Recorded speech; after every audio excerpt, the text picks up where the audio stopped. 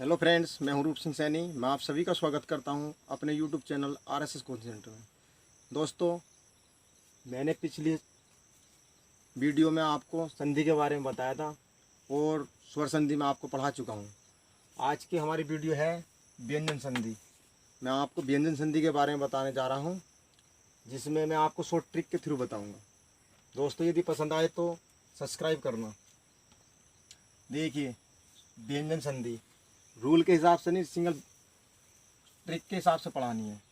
व्यंजन संधि की पहचान होती है हमारी कि इसमें आधे शब्द आते हैं। आधे शब्द हमारी यण संधि में भी आते हैं, लेकिन यण संधि में क्या था कि आधे शब्द के तुरंत बाद अंतस्थ व्यंजन ये रेले वे में से कोई एक होता है। लेकिन यदि व्यंजन संधि है तो उसमें भी आधे शब्द आएंगे, लेकिन अंतस्थ व्यंजन ये रेले वे उनमें से कोई नहीं आएगा। आधे शब्द के तुरंत बाद इनमें से कोई नहीं होगा, तो व्यंजन संधि बन जाएगी। यदि ये रेलवे हैं उनमें से कोई एक है तो हमारे पैंजण संधि बन जाएगी।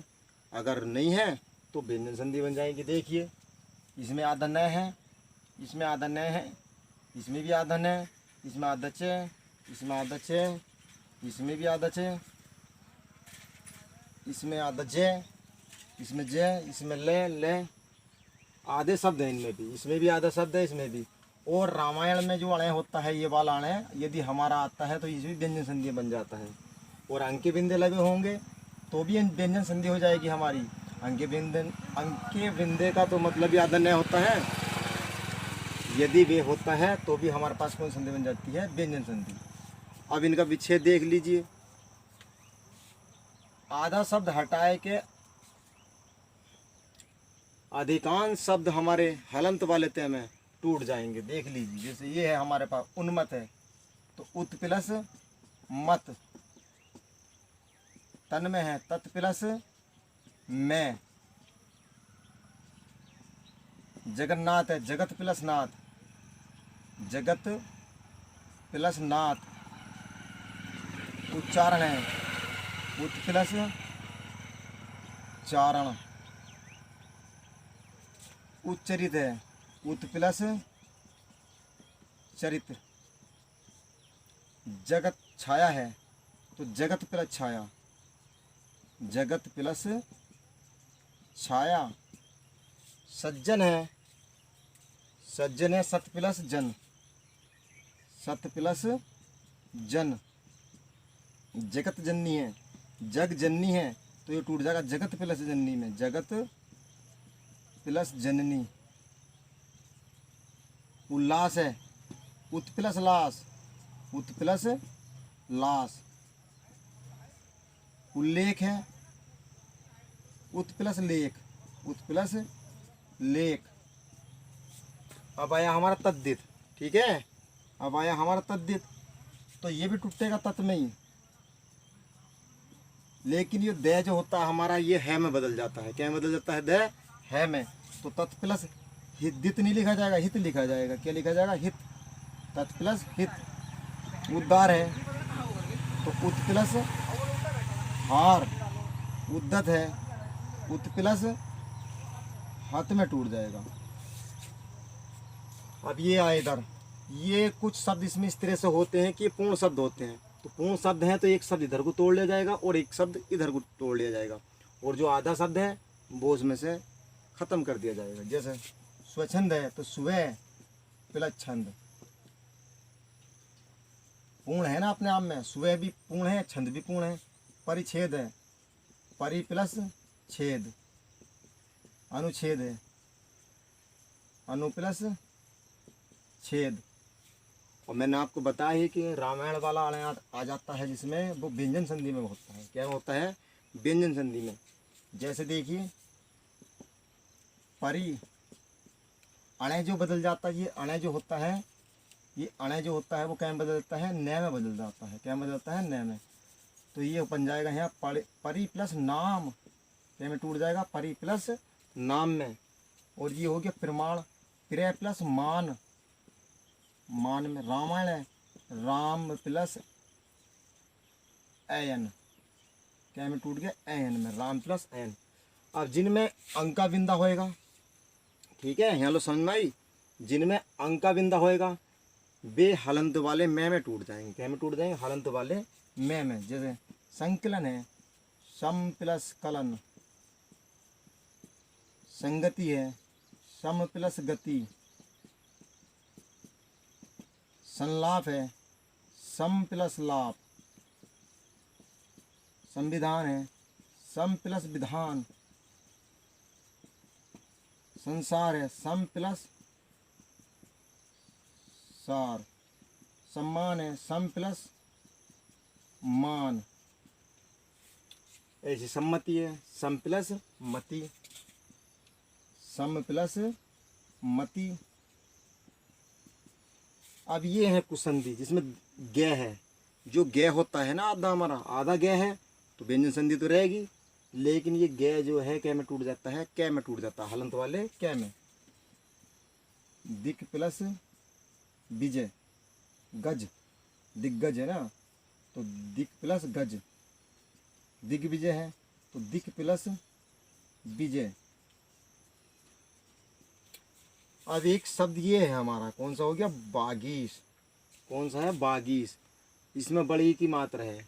ऐसा लगता है कि दीर्घ संधि हो सकती है, लेकिन दीर्घ संधि होएगी नहीं, क्योंकि अगर हम इसे तोड़ते हैं कै में, बाग प्लस इसमें, तो ये हो गया ए और ये हो गया ई। जबकि ए प्लस ई बराबर होता है ए। क्या होता है? ए। हो रहा है जो बड़ी, बड़ी होता है ई प्लस ई मिलकर, ई प्लस ई बराबर होता है बड़ी। लेकिन हो गया क्या? तो ई प्लस ई मिलकर बनना होता है बड़ी, और हम तोड़ते हैं बाग प्लस इसमें, तो ए प्लस ई, गे में लास्ट में ए आ गया, और ई तो है ही, ए प्लस ई बराबर हो गया हमारा ए। तो ए है नहीं, है तो बड़ी ई, तो रूल भंग हो गया कहेगा दीर्घ संधि का। जैसे हम कर देते हैं कपीस, कपीस करते हैं तो कपी प्लस ईस, जो छोटी और बड़ी मिलकर बन गया हमारा बड़ी। तो इसलिए रूल भंग है। तो रूल भंग है तो कौन से में आ गई? व्यंजन संधि में। तो इसको लिखेंगे गे है तो बाक प्लस ईस में, बाक प्लस ईस में। तो ये होगी तुम्हारी व्यंजन संधि। ठीक है, व्यंजन संधि। कुछ दिक्कत हो तो बताना। तो दोस्तों अभी हमने व्यंजन संधि बताई आपको, समझ में आई। अब हम बताने जा रहे हैं विसर्ग संधि। दोस्तों मैं आपको आसान तरीके से बताना चाह रहा हूँ, जिससे आपकी समझ में जो है सही तरीके से ये आ जाए और आपको किसी भी तरीके की कोई दिक्कत ना हो। वैसे हमारे पास सुविधाएं तो कम है, लेकिन फिर भी हमारी यही कोशिश रहेगी कि हम तुम्हें कुछ अच्छा नया दे सकें।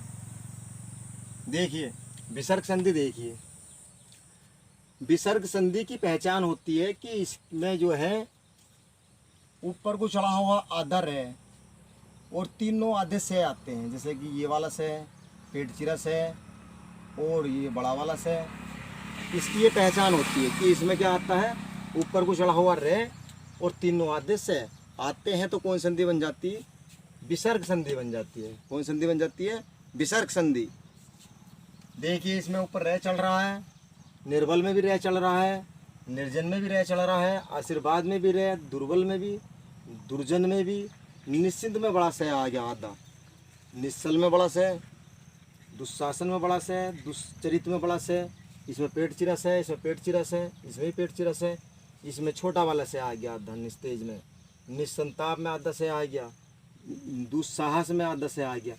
ये है कुछ इसके अपवाद, ये मैं तुम्हें बाद में बताऊंगा, इनकी जानकारी मैं तुम्हें बाद में दूंगा। अब देखिए पहले इनका विच्छेद देखिए। इसका विच्छेद सबसे आसान है, सीधी सी बात है कि इसका आधा शब्द हटाना है और विसर्ग लगाना है तो विच्छेद हो गया। जैसे कि कहाँ पढ़ा जाएगा रे, यहाँ पढ़ा जाएगा तो विसर्ग यहीं लगना है। जैसे हमने लिखा नी, नी पे विसर्ग लग गया, धन हो गया। निर्बल है, नी प्लस बल। दुर्जन है, निहि प्लस जन।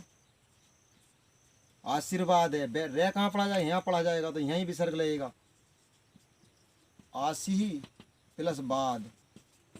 दुर्बल है, प्लस बल, दुर्जन है प्लस जन, निश्चिंत है, नी, आधा शब्द हटाओ विसर्ग लगाओ और आगे ऐसे ही लिखना है, प्लस चित,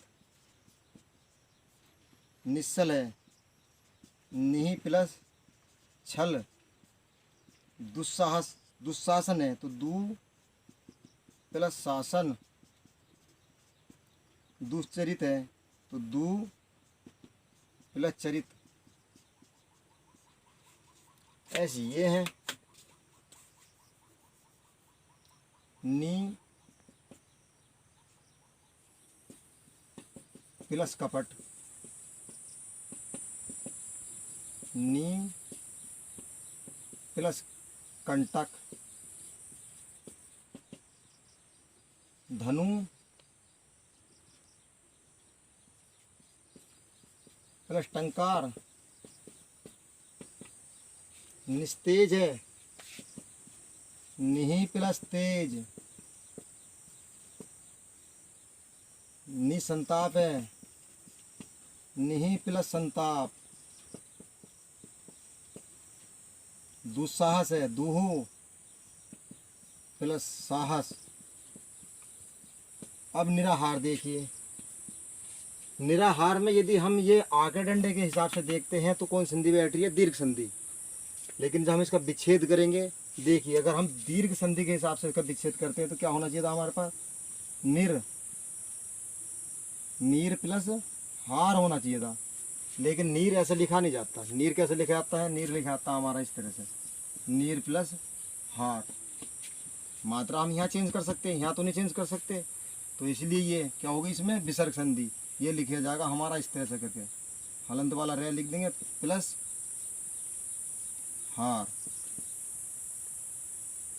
ऐसी दुराशा में है, दूर लिखा जाता है, दूर नहीं लिखा जाने का। अगर हम दीर्घ संधि के हिसाब से इसका विच्छेद करते हैं तो हमें करना पड़ेगा दूर प्लस आशा, जबकि दूर नहीं होता, दूर होता है, बड़े की मात्रा होनी चाहिए दीदे पे, तो हमारा दीर्घ संधि के हिसाब से सही हो जाता। लेकिन ऐसा हो नहीं रहा, तो ये हो जाएगा हमारे पास दू प्लस आशा। तपोभूमि, तपोभूमि इसमें पूर्ण शब्द हैं, दोनों पूर्ण शब्द, और पूर्ण शब्द तो उसमें भी थे हमारे, लेकिन उसमें आधा शब्द था। क्या में? व्यंजन संधि में। व्यंजन संधि में पूर्ण शब्द, लेकिन उसके बीच में क्या आ रहा था? आधा शब्द आ रहा था। इसमें आधा शब्द नहीं है, पूर्ण शब्द हैं, तो एक इधर ले लेंगे, एक इधर कर लेंगे, तो तोड़ लेंगे हम इसको। तप है प्लस भूमि, मन है प्लस योग, मन है प्लस रथ। तो ये हो गई हमारी विसर्ग संधि। ठीक है।